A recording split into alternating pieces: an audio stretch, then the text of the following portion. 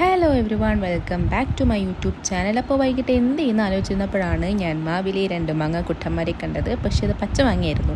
എന്നാലും കുഴപ്പമില്ല, ഇന്നത്തെ സ്പെഷ്യൽ പച്ചമാങ്ങ ജ്യൂസ് ആയിക്കോട്ടെ എന്ന് വിചാരിച്ചു. അങ്ങനെ ബിലാലിനെ വിളിച്ചുകൊണ്ടുവന്നു. അവൻ എനിക്ക് മാങ്ങ വെച്ചിട്ടൊന്നു. പിച്ചിയ മാങ്ങ ഞാൻ കുക്കർ ട്രാപ്പ് ചെയ്യാൻ നോക്കിയപ്പോൾ കുക്കർ ചതിച്ചു ഗൈസ്. കുക്കർ ഇടയുന്നില്ല. പക്ഷേ ഒരുവിധം ഞാൻ കുക്കറിൽ അടച്ചെടുത്തു. പിന്നീട് ആ കുക്കറിൽ വെച്ച് മാങ്ങയൊന്ന് പുഴുങ്ങിയെടുത്തു. പുഴുങ്ങിയ മാങ്ങയാണ് ഈ കാണുന്നത്. പക്ഷേ സത്യം പറയാലോ, പച്ച മാങ്ങയൊന്നും പറയത്തേയില്ല. അങ്ങനെ ഞാൻ 2 മാങ്ങയുടെയും തൊലി ഒലിച്ചെടുത്തു. പക്ഷേ എളുപ്പത്തിൽ തൊലി ഒലിക്കാൻ പറ്റി കേട്ടോ.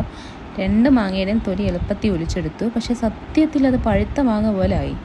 ആവി അടുപ്പിച്ചുകൊണ്ടായിരിക്കും. അങ്ങനെ ഞാൻ 2 മാങ്ങയുടെയും ആ പൾപ്പ് ഇങ്ങനെ സ്പൂൺ വെച്ച് നീക്കി ഇട്ടു.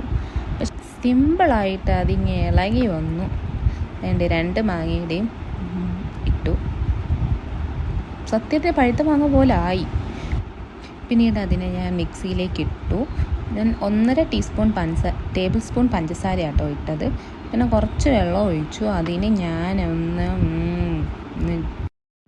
ഞാനൊന്ന് മിക്സിയിലിട്ട് അരച്ചിങ്ങ് എടുത്തു. പിന്നീട് നമുക്കതിനെ ഒന്ന് സെറ്റാക്കണ്ടേ, കുറച്ച് കളർഫുള്ളാക്കണ്ടേ. അതിന് വേണ്ടിയിട്ട് ഞാൻ നാരങ്ങ നീരെടുത്തു. അതിൻ്റെ ആ തുമ്പത്തിങ്ങനെ ഫുള്ള് കറക്കി. പിന്നീട് ഉപ്പും മുളകും സെറ്റപ്പിന് വേണ്ടി എടുത്തിട്ടുണ്ട്. പിന്നെ മുക്കണോ വേണ്ടെന്നൊന്ന് ആലോചിച്ചു. മുക്കിയാലോ എന്ന് വിചാരിച്ചു. അങ്ങനെ മുക്കി. ഒന്നുകൂടി അമർത്തി അങ്ങോട്ട് മുക്കി. ഞാനങ്ങനെ ആ മാംഗോ ജ്യൂസ് തുറന്നു. അതിലേക്ക് ഒഴിക്കുന്നതിന് മുമ്പ് അലങ്കാരത്തിന് വേണ്ടി 2-3 ഐസ് ക്യൂബ്സ് ഇട്ടു. എന്നിട്ട് ആ ജ്യൂസ് ഇങ്ങോട്ട് ഒഴിച്ചു കൊടുത്തു. ലാസ്റ്റും കുറച്ച് ഐസ് ക്യൂബ്സ് അതിൻ്റെ മുകളിലേക്ക് ഒഴിട്ടു.